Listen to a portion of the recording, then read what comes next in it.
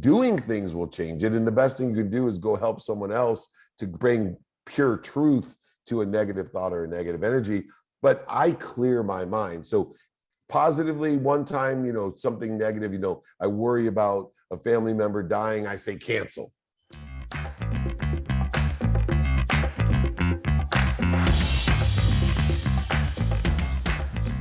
Welcome back to another episode of the Thrive State podcast. It is your host, Dr. V, and I really hope you've been enjoying your time listening to the Thrive State podcast. Again, if you haven't already, and particularly if this podcast has given you value, please subscribe, please like, please comment, please share the episodes with your friends and family members.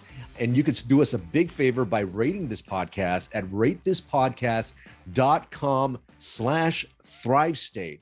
Today, once again, we have a huge guest on the show. His name is David Meltzer. And if you don't know him, he is really an icon. He is the co-founder of Sports One Marketing and formerly served as CEO of the renowned Lee Steinberg Sports and Entertainment Agency, which is actually the inspiration for the movie Jerry Maguire. He's considered one of the top sports entrepreneurs and investors. He is also a three-time international bestseller, a top 100 business coach, and host of the top entrepreneur podcast, The Playbook. David is the executive producer of the Bloomberg and Amazon television series 2-Minute Drill, and also the executive producer of Entrepreneur's #1 digital business show, Elevator Pitch. David has been featured in many books, movies, and TV shows such as The World's Greatest Motivators, Think and Grow Rich, The Legacy, and Beyond the Secret, airing on Netflix. Additionally, he has been recognized by Variety magazines as their Sports Humanitarian of the Year and awarded the Ellis Island Medal of Honor. David Meltzer's life mission is to empower over 1 billion people to be happy. This simple yet powerful mission has led him on an incredible journey to provide just one thing, and that's value. And you're going to be getting a lot of value if you listen to today's podcast. In all of his content and communication, that's exactly what you're going to receive, including today's podcast. For the past 21 years, David has been providing free weekly trainings to empower others, to empower others, to empower others, to empower others to be happy. And you're going to get a taste of that today. Today, we're really going to dive into elements of the bioenergetic state. I talk about how to get into the Thrive state, and there's 7 bioenergetic elements, and that includes sleep, nutrition, movement, stress and emotional mastery, our thoughts and mindset, relationships, and purpose. And today we get a chance to dive into 2 things: our emotional states and our thoughts and our mindset. How do we start to up-level those things? How do we put ourselves into the emotional state of joy, happiness, and gratitude, which, as I've been telling you all the time, are actually anti-aging medicines. And with everything coming around the world and with so many thoughts being negative in our head, how do we start to clear them so that we could start installing programs and start thinking and feeling the way we really want to think and feel and show up in the world? All this and more on today's podcast. So ladies and gentlemen, let me welcome David Meltzer. David Meltzer, welcome. Hey, David Meltzer, welcome to the Thrive State podcast. It is a Thrive State every day here with me. So thanks for inviting me. I know that's what I actually want to get into, because you're so into the energetics, and I really want my audience to hear what you have to say. You know what? In my book, Thrive State, which is right behind me, I talk about how the energetics around ourselves actually control how the DNA expressed and how our cells behave. And within the Thrive State, I talk about these bioenergetic elements: sleep, nutrition, movement, stress and emotional mastery, relationships, our thoughts and our mindset and purpose, creating the energetic field of ourselves. And what you talk about so great, particularly in your book, Connected to Goodness, you talk about that emotional state of gratitude. Can you talk a little bit more about why it's so important in business, in health, and how people can cultivate the muscle of gratitude? Yeah, well, there's a lot to unpack there, but the simplest thing is to shift your paradigm from what we are to what we want to become or what we want to have. Yeah. I think too many people want to be healthy, they want to be wealthy, they want to be happy, and they want to be worthy. And what they don't realize is they already are. Yeah. You talked about this quantum nature, this energetic field, this field of intention that I believe we exist in between limitlessness and infinity. And when you can shift your paradigm through gratitude, forgiveness, and accountability, you can understand what inspiration is in spirit. And you're a doctor, so I always say disease is dis-ease, right? It's an interference between you and what you already are. And where we can teach people to practice the muscles of gratitude, forgiveness, and accountability, when we can teach them to utilize as a practice the higher frequencies, the truth, our potential, to clear the interference between us and the greatest source of light, love, and lessons, between us and our happiness, our healthiness, our wealthiness, and our worthiness. When we can shift the paradigm and realize, wait a second, I don't have to go get these things. I don't have to go get healthy. Right. I have to figure out what I'm doing to interfere with my health, my nutrition. Am I overworking or underworking myself? Am I utilizing negative energy or positive energy? All these things to me change my entire perspective through gratitude, forgiveness, and accountability, that I am always on a journey to pursue my potential by clearing the interference, not by going to get. Oh, that's beautiful. Now, for anybody who wants to start to understand that process, I understood you flew out to India to learn some of these spiritual practices. Is that correct?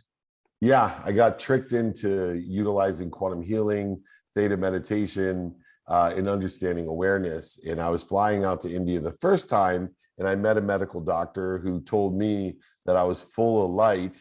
Usually people told me I was full of shit. She told me I was full of light and I was blocking it. And then she told me through meditation that she could increase my vibration. And I'm like, well, who cares? I'm rich and an egotistical idiot. What do I care about vibration? She said, well, you can only be aware of that which vibrates equal to you. And awareness to me was kind of, interesting. But when she said everything vibrates, the earth, plants, animals, humans, sound, and light, and then said, well, what vibrates the fastest, David? And I said, I don't know. She said, the truth. And she said, I can raise your awareness to a higher level towards the truth. I still wasn't interested because I was so closed-minded. But when she told me that if I raised my awareness, that I could learn when to buy or sell, that's what tricked me into theta meditation and quantum healing. And I'm glad she tricked me into it under the auspice of being able to learn when to buy or sell, which has been one of the awarenesses that I've improved upon through meditation and healing. But the idea and the fundamental principle of healing is what? That we already are well. Yes. Right. And so healing's a different thing than, what we think about. And so I've completely not only transformed the mental perspective of what I have, but my physical being as well through meditation and healing. That's beautiful. So tell the listeners, for you, how long has the journey been to master it? And I know I'm a very beginner meditator, and I would imagine this to be a process I take on every single day. It's never going to stop.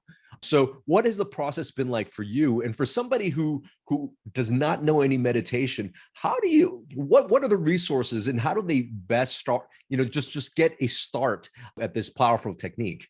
And it is a great question. So it's been a 14-year journey that I'm still on. It's a practice. I can, put it kind of like golf. Golf, the more you practice it, the better you get. And one of the things that helped me early on with meditation was I didn't get it. I would try to do this meditation. And I'm like, well, what am I supposed to think? What am I supposed to feel? What am I supposed to see something? My mind's too active and I'm a very productive person. I wanted to do something and had to be in action. And once someone described what the action was, which was the practice of being quiet, quiet mind, quiet heart, quiet soul. When I started realizing that there was an action taking place, a difficult one to clear, right? To be quiet, to sit in peace, to allow things to happen, the awareness to rise, it really helped me. But no doubt it took me years. I tell everyone 2 minutes of meditation a day is worth way more than 2 hours on a Saturday.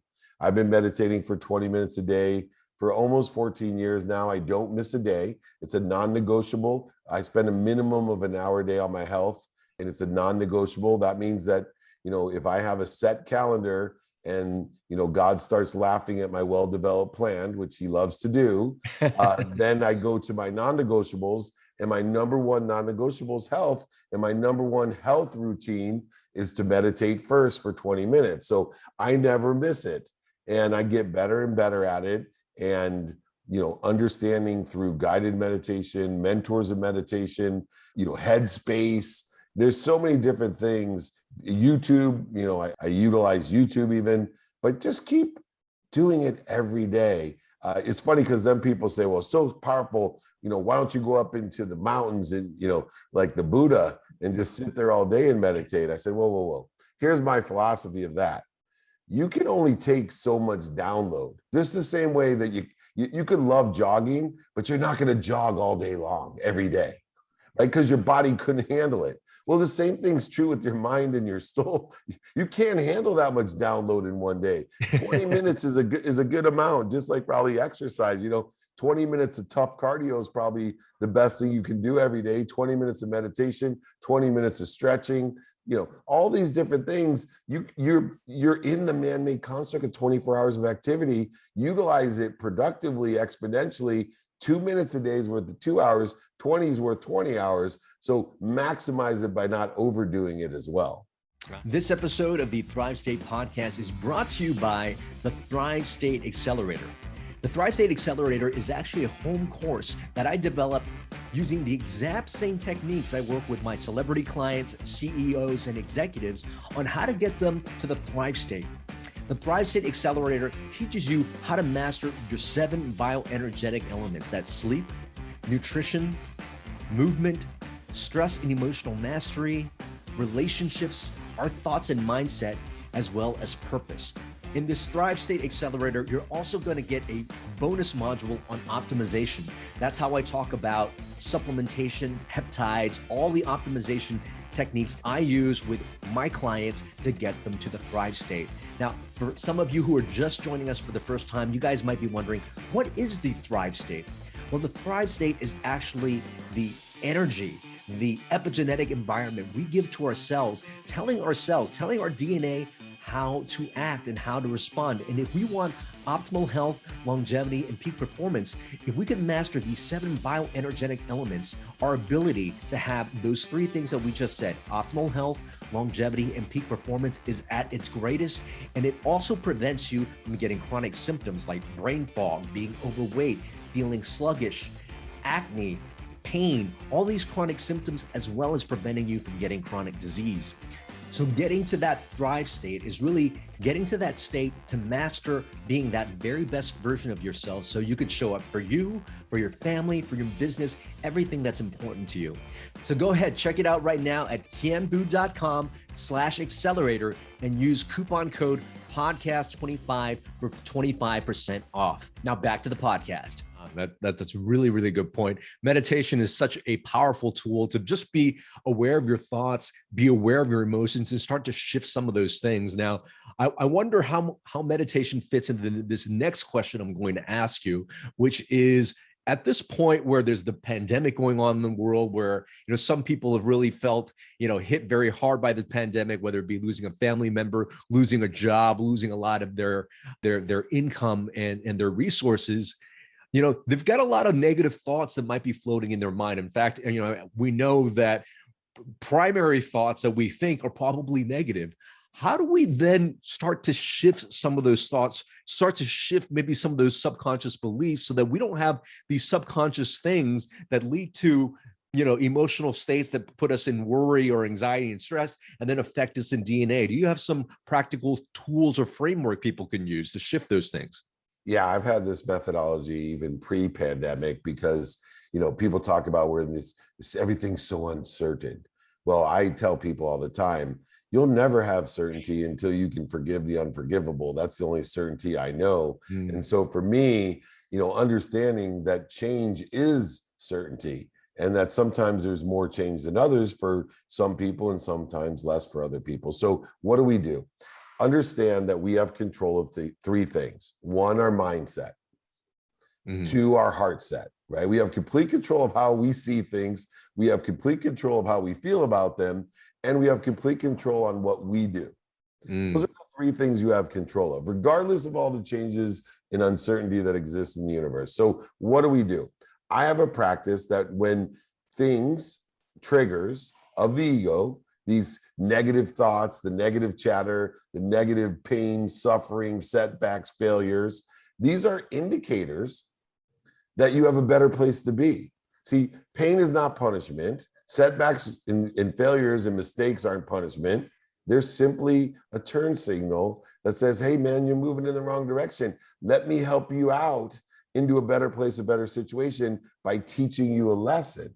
And so for me, I have a constructive way to find those lessons. The first is when you identify a trigger, a negative thought, a negative person, a negative idea, cancel it. Just say cancel in your mind. Don't let it go. I don't allow it around me.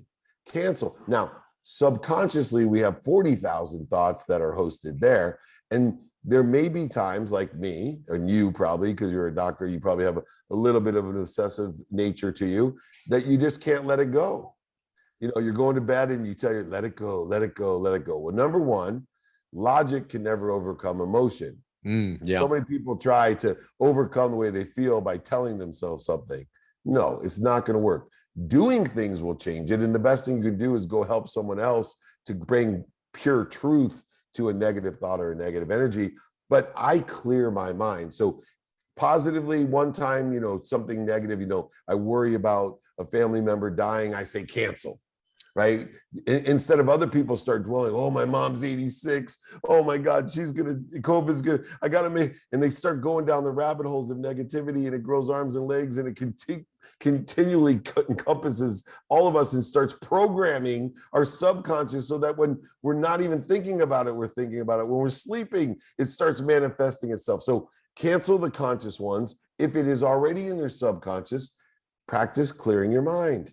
Stop. Breathe through the nose, out through the mouth. Clear. That's a practice that will get rid of that subconscious thought and then think of something positive to replace it. Like framing things, how lucky you are, how grateful you are that your mom is healthy and that she's going to remain healthy and safe and sound, and how blessed you are that she's 85 years old and has a place to live that's safe and that she's going to be fine. These are the thoughts that manifest what we want and expect. That's why a third of the country today, or probably the world even, a third are doing better than they were, a third are doing the same, and a third are doing worse. And guess what?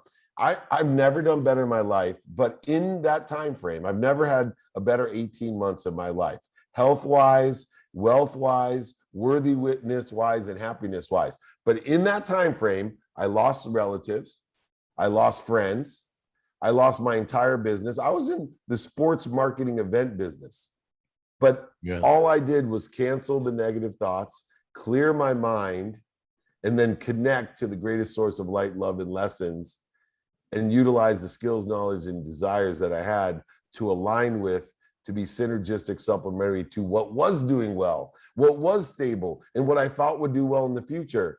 And quickly, I was doing better.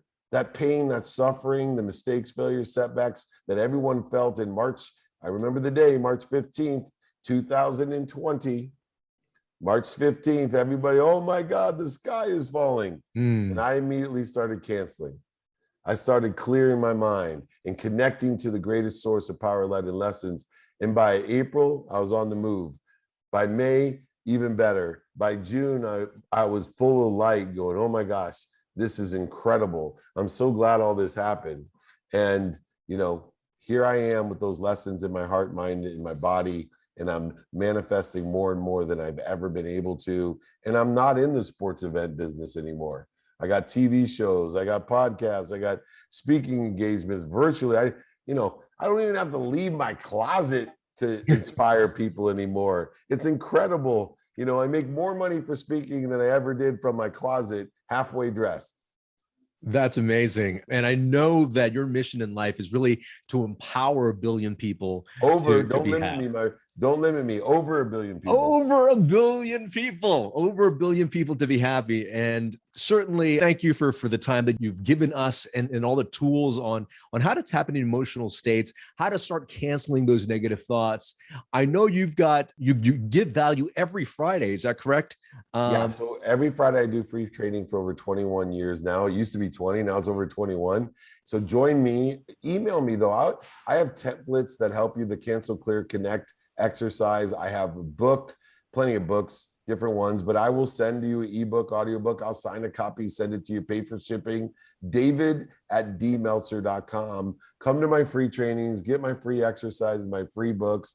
I am here to empower you, to empower others, to be happy. My goal is so that you make more money, help more people, and have more fun with your life. It's that simple.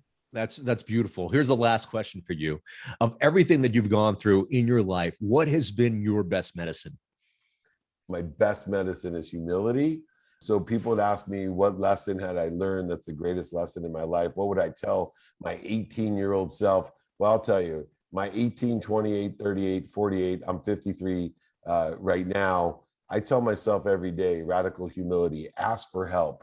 When you ask for help, you are affirming, recollecting, remembering, and reminding that we're all connected. When you ask for help, it allows you not only to receive the greatest gifts of other people, their skills, knowledge, and desire, but allows you to void yourself to give more to. You can only give what you have. So when you initiate the giving by asking for help through radical humility, which leads to gratitude, forgiveness, and accountability, that leads to inspiration, allowing life to come through you. With all of those things to add value to others, I promise you, you will make more money, help more people, and have more fun. Radical humility is the greatest gift. Be kind to your future self. Be radically humble and do good deeds. David Meltzer, thank you so much for your time and for being on the Thrive State podcast. It's been amazing. Thank you. I hope you enjoyed that episode of the Thrive State podcast. And if this podcast is bringing a lot of value to you, if you're find that your life is just improving with this podcast, that your life is getting to the next level, please consider supporting it. And here's a few ways you can do so. You can do so by liking this video and commenting on this video, and also sharing this video with your friends and family. Another thing you can do is go to ratethispodcast.com/ThriveState. Go ahead and leave us a 5-star review there. It will really, really help this show grow. And this will give me more time so that I could actually give more content to you, just like you got in this episode.